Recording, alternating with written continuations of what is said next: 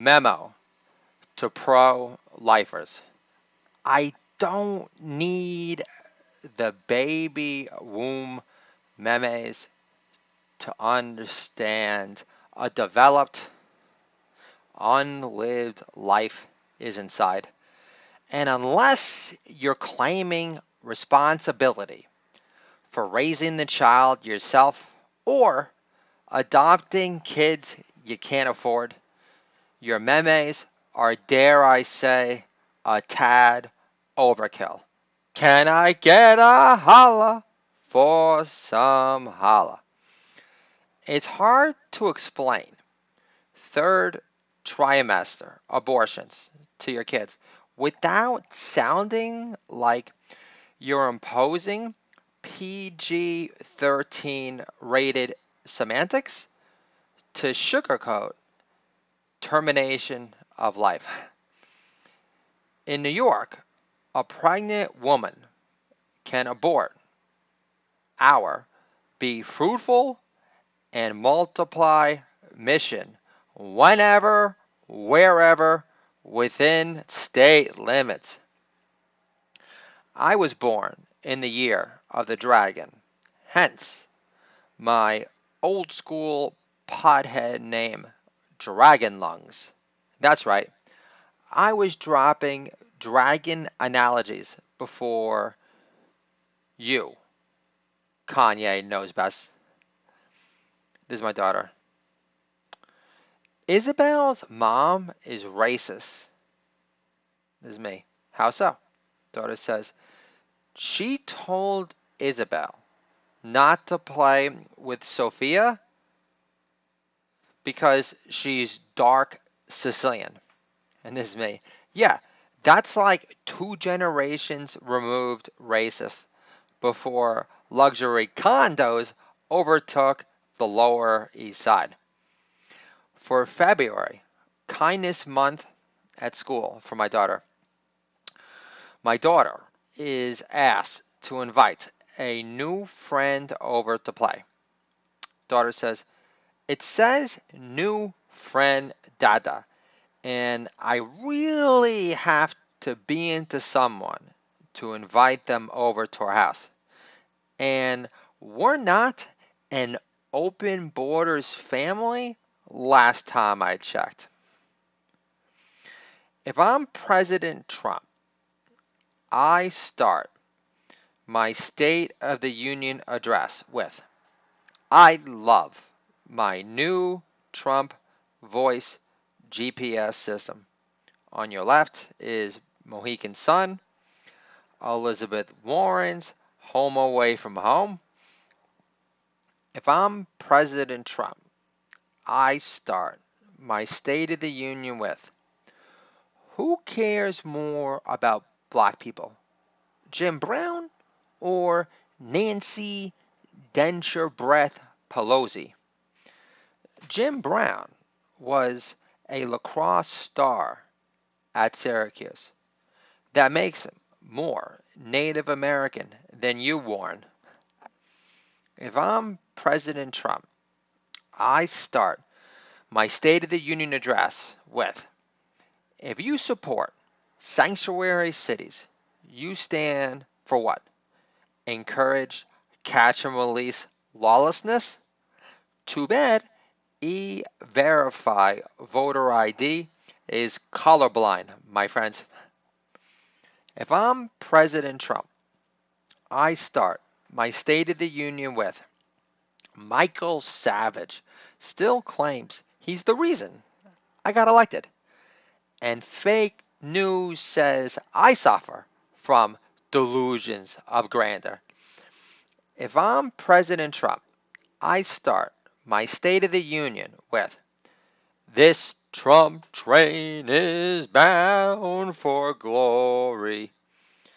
Nancy Pelosi isn't a very kind person. She's very stingy with compliments. She only tips off twice deported illegals on ICE raids. Can I get a holla for some holla? If I'm President Trump, I start my State of the Union with rope-a-dope Biden is the best the Democratic Party can do to defeat me. Doesn't he know I have redacted FISA warrants up the wazoo? If I'm President Trump, I start my State of the Union with our State of the Union is like Stephen Colbert's handle on funny these days. Shaky. Too bad he doesn't have Bill O'Reilly to impersonate any longer. At least Bill gave him gravitas. If I'm President Trump, I start my State of the Union with I can't wait to read Ann Coulter's review of my stammering stance on open borders immigration later tonight. Is it me, or does she possess 0.0 personality off the page? Lonely, joyless woman. If I'm President Trump, I start my State of the Union with, hey Nancy, you do realize JFK Jr. is still alive, and all your FBI enablers, such as Brennan and Comey, are going to Gitmo for sedition. Obama never got around to closing it down as promised, did he? If I'm President Trump, I start my State of the Union with I win all 50 states in 2020 because Chuck Schumer worries about my tweeting over keeping MS-13 out of Long Island. Keep it real, Edward James Olmos. Too bad you never deliver. If I'm President Trump, I start my State of the Union with I'll take Stephen Miller over Ben Rhodes any day of the week.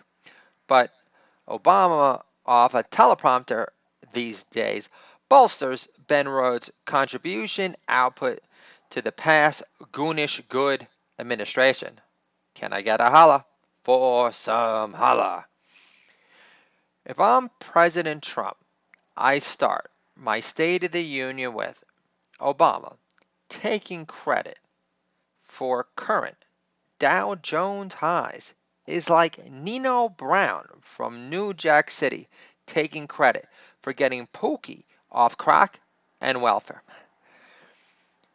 Off crack and welfare. My magic wand is called deal-making hustle. If I'm President Trump, I start my State of the Union with it's official. Hillary Hammer Time Cankles isn't running in 2020. John Podesta was really sweating that announcement more than WikiLeaks. How does he stay skinny from eating so much pizza? Can I get a holla for some holla? Seth Rich lives. If I'm President Trump, I start my State of the Union with Super Bowl ratings this year were at a 10-year low. I wonder why. But keep on trusting my polling numbers, Antifa. Has Obama claimed credit for birthing Me Too? His daughter interned for Harvey, just saying. If I'm Trump, I start my State of the Union with is Bloomberg still running scared of Schultz? Is 2020 going to be the year for atheist Jews or what? Mayor Bloomberg's more indecisive than Jared Kushner at the salad bar station in the Bellagio. If I'm Trump, I start my State of the Union with Stallone is a dear friend of mine. He wanted me to ask our country for him. Is the Rocky statue coming down next because it promotes white supremacy? Did Nancy grind her dentures off yet? If I'm President Trump, I start my State of the Union with This Trump train is bound for glory. Either you throw Mama Pelosi off the train or the American public will for you. But congrats on becoming the party of no law and order ever again. If I'm President Trump, I start my State of the Union with when I announce new lows for black unemployment and life-changing prison reform for mostly African Americans. What are the odds Cory Booker checks out sitting that standing out? Can I get a holla for some holla? If I'm President Trump, I start my State of the Union with everyone on the left calls me the new Hitler. And what? Inglorious Bastards too? Don't worry, Sourpuss Lemon. Sequels never live up to the original. Hasn't Rapewood taught you that yet? The end.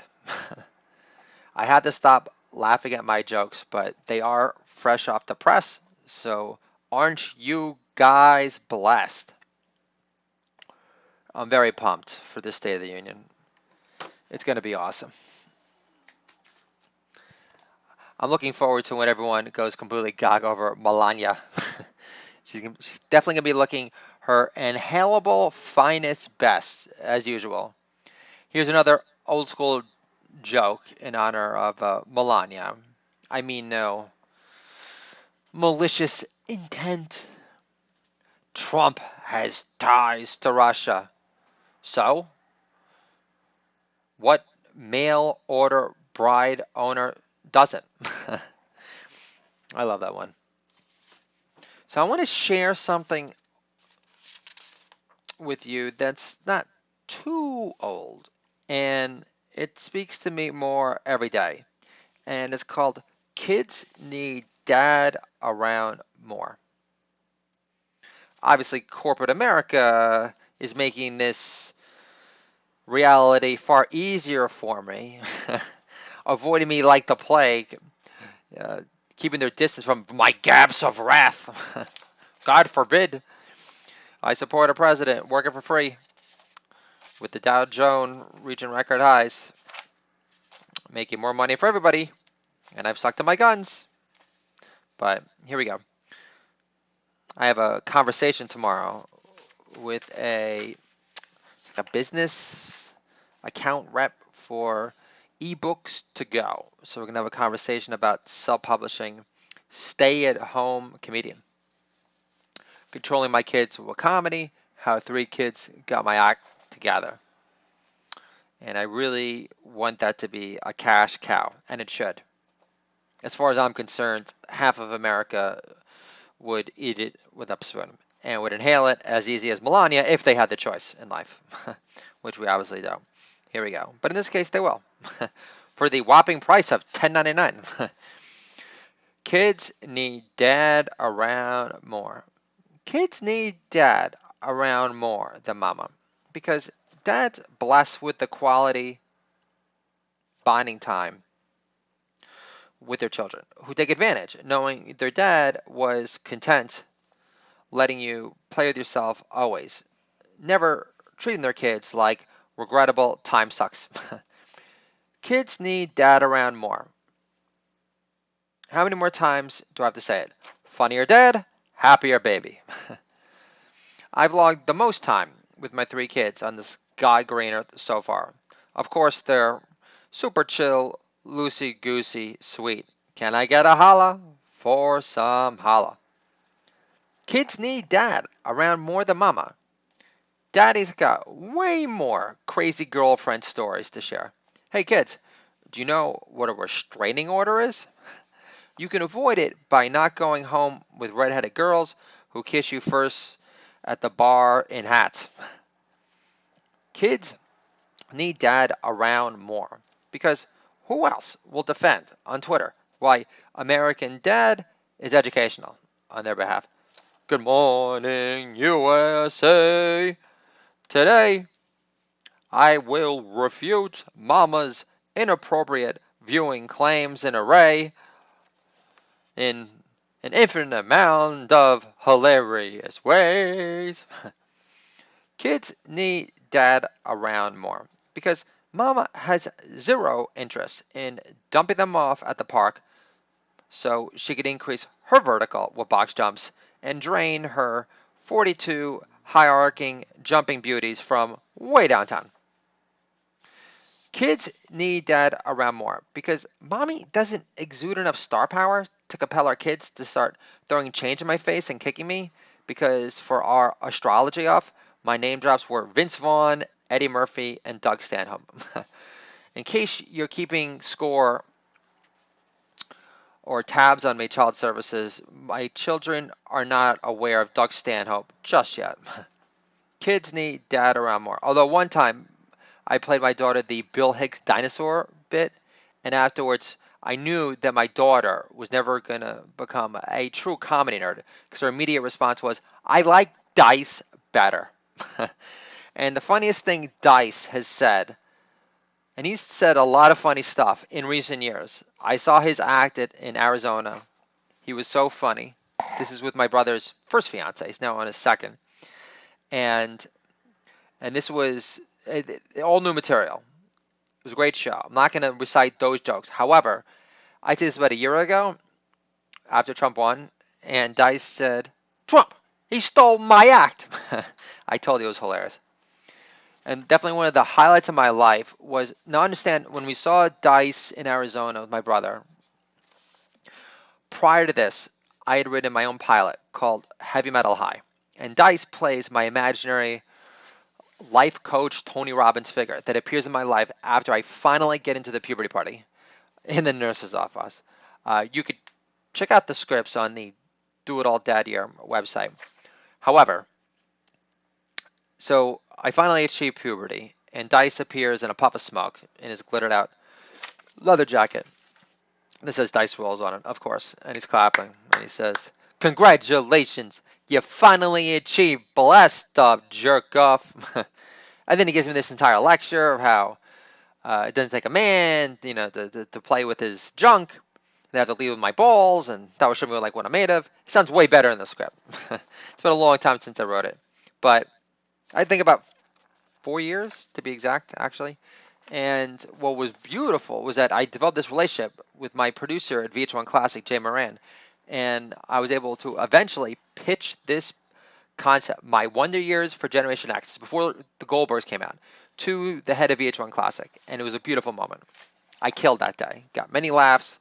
They were complimenting my pitch, which doesn't happen very often. I mean, obviously, there are a lot of people that are unprepared schmucks. Bill Walton, great quote. This is from The Wizard of Westwood, from John Wood himself. Failing to prepare is preparing to fail. And I remember Lee Rolanitz, she was the EVP there, and she says, do you have an agent, Morris? And I'm thinking, I wish, Lee. I would definitely be getting paid more to just be in this room to pitch you, but I'm not being paid anything. Because I'm still barely above a schmuck in a headset. But however, I will say I no longer felt like a schmuck in a headset because prior to me getting my TV writing break at VH1 Classic, I was always an IT headhunter, working for agencies. Most of them were small, Robert Happ being the biggest. And finally, I'll never forget it. And I'll always give Jay Moran props, but he was my producer. He hired me, gave me my writing break, 12 years in the making, that I definitely willed into reality. But nonetheless, he introduced me that day as the writer that he hired for the show. But then he also introduced me as a comedian, which was wonderful. Because afterwards, when I would introduce him as a writer, he would say, no, he's a comedian. I'm just hooking him up, just giving him a platform. But, so I love you, Jay. And again, I'm really sorry for getting all crazy on Adderall and yelling at you because you didn't give me an immediate response and why they decided to pass, even though, Lee, I do appreciate the John Hughes analogy when describing the script. I'll definitely A-list company to be associated with, regardless if you were being exactly specific with your language. But just so you know, folks, Thank you letters go a long way. Because with Lee, I remember I wrote a really nice note. And afterwards, my producer Jay said, Lee just came into the office and she just said, Josh, Michael, that's me, wrote this really nice thank you note. And then Jay says to me, she's never said anything that nice about me ever. And he's produced like the metal show for her and a gazillion other specials. So it never hurts to give sincere, heartfelt praise. I read this great quote on the Good Man Project. It says, people that don't give sincere, heartfelt praise is because they don't feel good about themselves.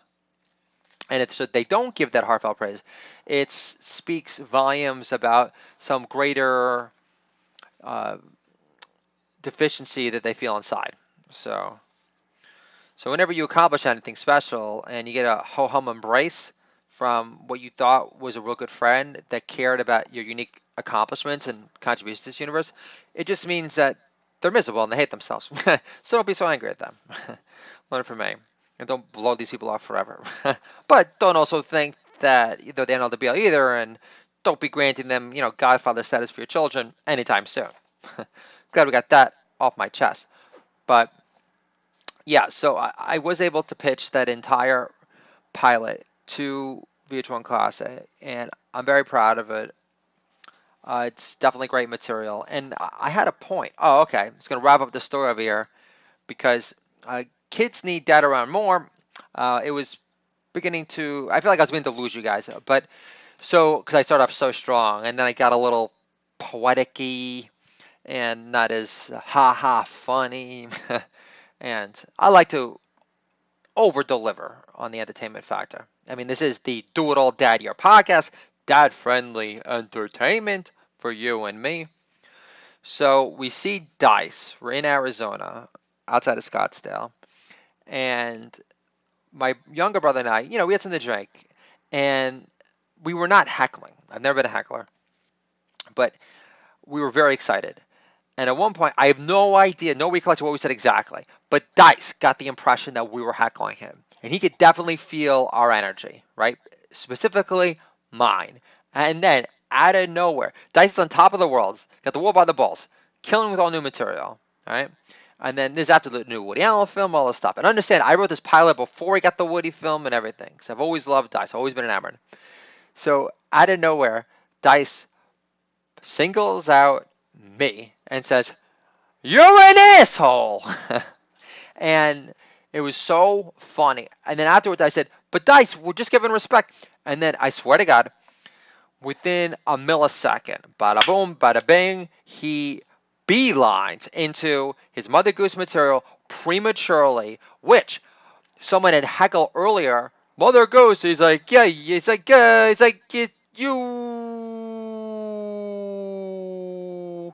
mother. He's like, what load? What did he say? I'm trying to give Dice credit here. I'm trying to think of his like old heckle lines. What's your name? Like Neil and Bob, or is that like what you do? But so someone had actually requested Mother Goose prior. He shut him down, and then I say something excitable in his honor.